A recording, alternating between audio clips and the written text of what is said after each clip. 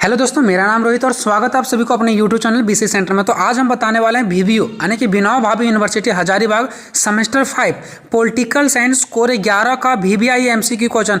और इसमें हम टोटल 50 MCQ क्वेश्चन बताएंगे, टॉप 50 MCQ क्वेश्चन। अब इससे होगा क्या, इससे बाहर आपका नहीं पूछेगा, ठीक है। हाँ, लेकिन एक बात और हम बताना चाहते हैं कि अगर अभी तक आप लॉन्ग क्वेश्चन नहीं देखें, सारा मैंने वीडियो बना दिया कोर 11 का सारा क्वेश्चन, प्रीवियस ईयर का पेपर करवा दिया है और इसके पहले मैंने MCQ क्वेश्चन भी करवाया था। अगर वो ये सब चीज़ों को नहीं देखें तो डिस्क्रिप्शन में लिंक है, जाओ प्लेलिस्ट में जाकर के देखो, उसमें सारा कुछ मिल जाएगा। क्वेश्चन आंसर भी मिलेगा, MCQ भी मिलेगा, प्रीवियस ईयर पेपर भी मैंने करवा दिया है। जैसे प्लेलिस्ट पर आप लोग क्लिक करेंगे, डिस्क्रिप्शन में लिंक है, क्लिक करेंगे प्लेलिस्ट खुल जाएगा। सबसे ऊपर में आपको दिखेगा लॉन्ग क्वेश्चन, ठीक है, जो 16 नंबर का 20 नंबर का पूछा जाएगा। और उसके नीचे आएंगे तो आपको प्रीवियस ईयर का पेपर और कुछ MCQ क्वेश्चन भी मैंने जो पहले करवाया था वो सब आप लोग करके जाना, क्योंकि प्रीवियस ईयर से ज़्यादा पूछा जाता है, ठीक है। बाकी आज हम जो टॉप 50 क्वेश्चन करवा रहे हैं इसको हर हाल में आपको करके ही जाना है, ठीक है।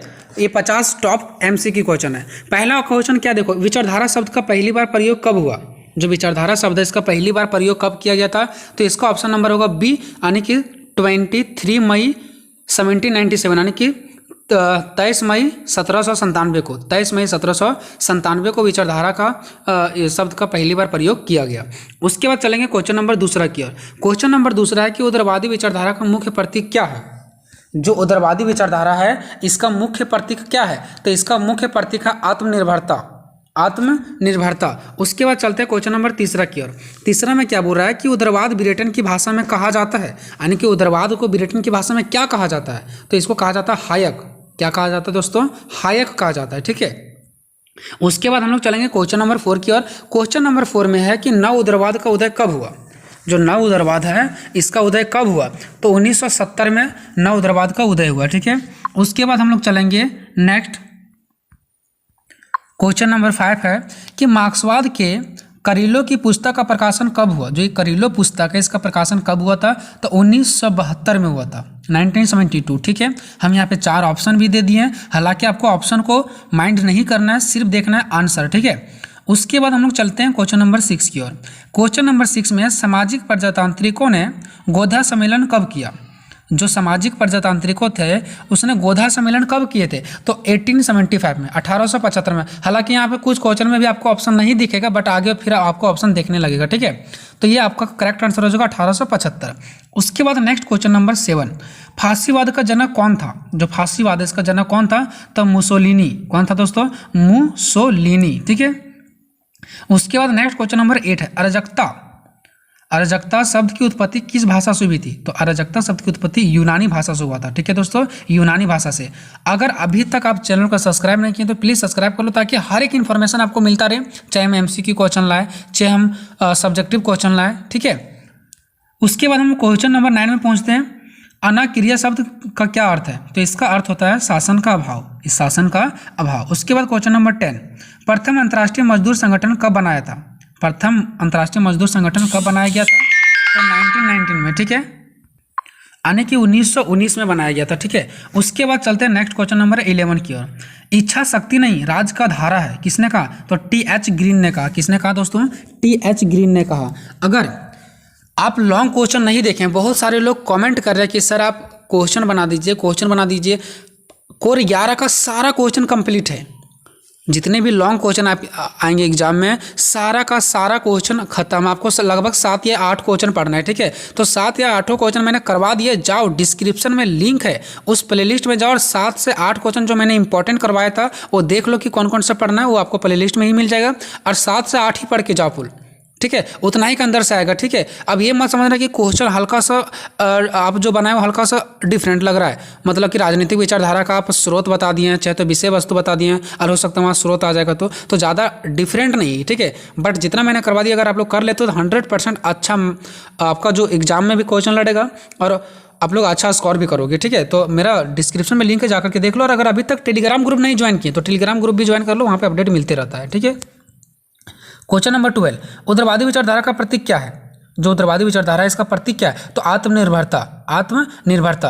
अरे आप लोग कमेंट करके जरूर बताना कि अब हम क्या कराएं कोर 11 में। नहीं तो हम कोर 12 की ओर चलेंगे, फिर DSC 1 DSC 2 फटाक से खत्म करेंगे, ठीक है। अगर कोर 11 में और कुछ चाहिए, क्योंकि कोर 11 में सारा क्वेश्चन खत्म हो गया, लॉन्ग क्वेश्चन, MCQ मैंने 50 को दे दिया, इसके पहले भी मैंने प्रीवियस ईयर में करवा रखा है MCQ क्वेश्चन, ठीक है। मतलब पूरा मैंने करवा दिया, जाकर के आप लोग देख लो, ठीक है। उसके बाद देखो यहाँ पे 30 नंबर, विचारधारा शब्द का प्रयोग पहली बार कब हुआ था? तो 23 मई 1997। अब एक ही क्वेश्चन डबल बार आ रहा है, इसका मतलब क्वेश्चन बार बार पूछा गया है, ठीक है। ये हम डबल बार लिए नहीं है, ठीक है। उसका 40 नंबर है, किस वर्ष में ब्रिटेन में गौरवपूर्ण क्रांति हुई? किस वर्ष ब्रिटेन में गौरवपूर्ण क्रांति हुई? तो 1688 में। उसके बाद हम लोग चलेंगे क्वेश्चन नंबर 15 की ओर। इटली में जर्मनी किस वर्ष में राष्ट्रराज बन गया? इटली में जर्मनी किस वर्ष राष्ट्रराज बन गया? तो 1871 में, 1871 में। उसके बाद चलते हैं क्वेश्चन नंबर 16 की ओर। 16 में कार्ल मार्क्स का जन्म कब हुआ, यानी कि कहाँ पे हुआ, ठीक है। कार्ल मार्क्स का जो जन्म है वो कहाँ पे हुआ था?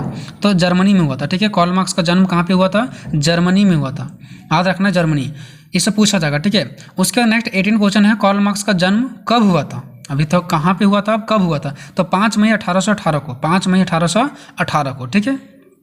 अब यहाँ पे देखो आपको ऑप्शन देखने को मिलेगा, ठीक है। 19 नंबर है, किसने सबसे पहले विचारधारा शब्द का प्रयोग किया?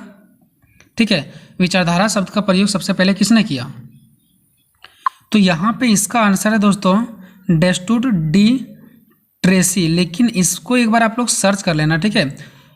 मुझे ऐसा लग रहा है कि शायद लगता है कार्ल मार्क्स हो सकता है, या तो फिर डेस्टूड डी ट्रेसी, ठीक है। तो इसमें मैं कंफर्म नहीं हूँ, ठीक है। हालांकि मैं कमेंट में दे दूंगा, क्योंकि देखो इसको मैंने लिखा है बुक से। अब यहाँ पे मेरा भी जो मैं खुद मेरा माइंड में जो आंसर चल रहा है वो उसको भी गलत कर दे रहा है, ठीक है। तो मैं सेटिस्फाइड नहीं हूँ, बट आप लोग देख लेना, ठीक है। अगर ना समझ में आए तो हम लोग आपको क्या करना है, कमेंट बॉक्स में कमेंट करना है कि उसका आंसर बता दीजिए, मैं बता दूंगा। नेक्स्ट क्वेश्चन है, किस घटना ने यूरोप में राष्ट्रवाद की लहर को तेज कर दिया? तो यह है 1789 फ्रांस की क्रांति, ठीक है। उसके बाद नेक्स्ट चलते हैं 21 क्वेश्चन, किसका फेबियन सोसाइटी से संबंधित नहीं था? तो इसका जो आपको करेक्ट आंसर हो जाएगा दोस्तों फ्रेडरिक एंजिलस, ठीक है, एंजिलस। नेक्स्ट क्वेश्चन 22 है, फेबियन सोसाइटी की स्थापना कब हुई थी? जो फेबियन सोसाइटी है इसकी स्थापना कब हुआ था? तो 1884 में हुआ था, 1884 में। उसके बाद नेक्स्ट क्वेश्चन है, मार्क्स ने द्वंद्वात्मक सूत्र किससे लिया? जो मार्क्स है वो द्वंद्वात्मक सूत्र किससे लिया था? तो हीगल से लिया था, हीगल से, ठीक है। उसके बाद 24 नंबर, कौन सा बिंदु अराजकतावादी सिद्धांत पर लागू होता है? तो राज्य आवश्यक दोष है, यहाँ पे आप ब लिखा गया आवश्यक है, ठीक है, राज्य आवश्यक दोष है। अगर इसके अलावा और भी प्रैक्टिस क्वेश्चन करना चाहते हैं, क्योंकि MCQ क्वेश्चन मैंने तो लगभग जहाँ से मुझे लगा वहाँ से मैंने ले लिया, लेकिन हो सकता है MCQ क्वेश्चन कहीं से भी उठा दे देता है, ठीक है। तो मैं आप लोगों को यही सलाह दूंगा कि जो प्रीवियस ईयर का पेपर करवाएं और इसके पहले MCQ क्वेश्चन करवाएं, वो जाकर के एक बार देख लेना, ठीक है। बाकी लॉन्ग क्वेश्चन हर हाल में आपको करके ही जाना है। नेक्स्ट है, उदारवाद किस प्रकार के समाज का समर्थन करता है? तो बहुलवाद का, किसका? बहुलवादी का, क्योंकि ये सेमेस्टर 5 है, ठीक है। अगर सेमेस्टर 5 में प्रमोट करोगे तो फिर आपको 1 साल का बैक लग जाएगा, इसलिए सेमेस्टर 5 और सेमेस्टर 6 में आपको बहुत ज़्यादा क्वेश्चन करके जाना है, ठीक है। नेक्स्ट है, कार्ल मार्क्स का जन्म कहाँ पे हुआ था, यानी कि किस जगह पे हुआ था? तो जर्मनी में हुआ था, जर्मनी में, ठीक है। उसके बाद नेक्स्ट है 27, कम्युनिस्ट मैनिफेस्टो वर्ष था में लिखा गया, यानी कि ये देखो थोड़ा सा टाइपिंग करने में मिस्टेक हुआ, यहाँ पे ये होगा कम्युनिस्ट मैनिफेस्टो किस वर्ष में लिखा गया, ठीक है। ये जो है हमारा, ये कब लिखा गया, किस वर्ष में लिखा गया? तो 1848 में कम्युनिस्ट मैनिफेस्टो लिखा गया।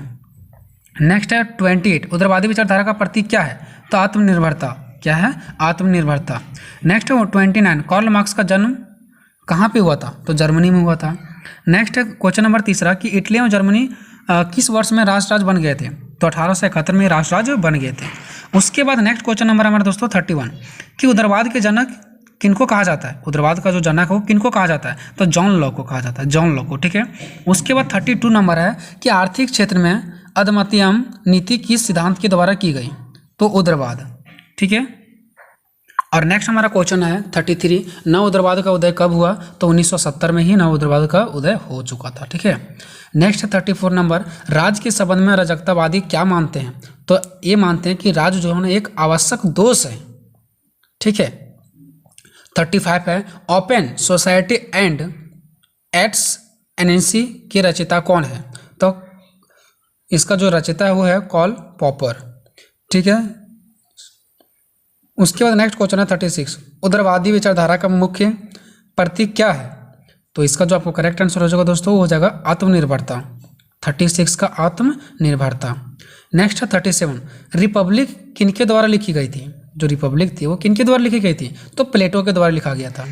एंड नेक्स्ट हम लोग करीब पहुंच रहे क्वेश्चन की ओर, और 38 नंबर है, उग्रवाद के जनक किनको कहा जाता है, तो जॉन लॉक को। उग्रवाद का जो जनक है उनको जॉन लॉक को कहा जाता है।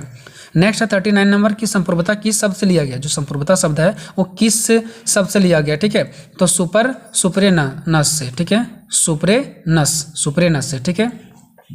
उसके बाद नेक्स्ट, ठीक है, तो इसका आपका हो जाएगा ऑप्शन नंबर नेक्स्ट लास्ट, यानी कि सुपरेनस। लेकिन इसमें भी थोड़ा सा मुझे डाउट लग रहा है, इसलिए इसको भी एक बार सर्च करके देख लेना, संप्रभुता किस शब्द से लिया गया, ठीक है। अगर आपको सर्च करने पर बहुत आसानी से मिल जाता तो ठीक है ना, तो आप लोग कमेंट करना कि सर आप 19 नंबर 39वां नंबर ये नंबर वाला क्वेश्चन नहीं बताएं, सो प्लीज़ बता दीजिए, तो हम कॉमेंट में ही बता देंगे, ठीक है। इसको एक बार देख लेना आप लोग। नेक्स्ट है 40वां नंबर, साम्राज्यवाद पूंजीवाद का अंतिम चरण है, किसने कहा था, तो इसको कहा था B.I. लेनिन, ठीक है। तो आपको बस एक ही याद रखना है, लेनिन ने कहा था। किसने कहा था, लेनिन ने, ठीक है। पूरा नाम याद रखने की कोई जरूरत नहीं है।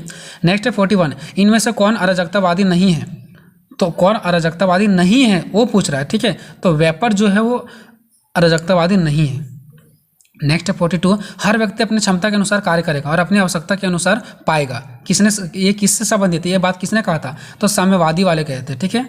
नेक्स्ट है 43, लोक संप्रभुता का विचार किसने दिया था, तो रूसो ने दिया था। एंड नेक्स्ट हमारा 44 है, द वेल्थ ऑफ नेशंस किनके द्वारा लिखा गया, ठीक है, तो एडम स्मिथ के द्वारा लिखा गया, ठीक है। अब देखिए दोस्तों, यहाँ पे इस वीडियो में हम टोटल आपको 44 ही बता रहे हैं, ठीक है।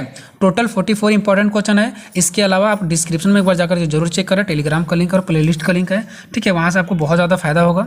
तो मिलेंगे नेक्स्ट वीडियो में, तब तक जय हिंद, जय भारत।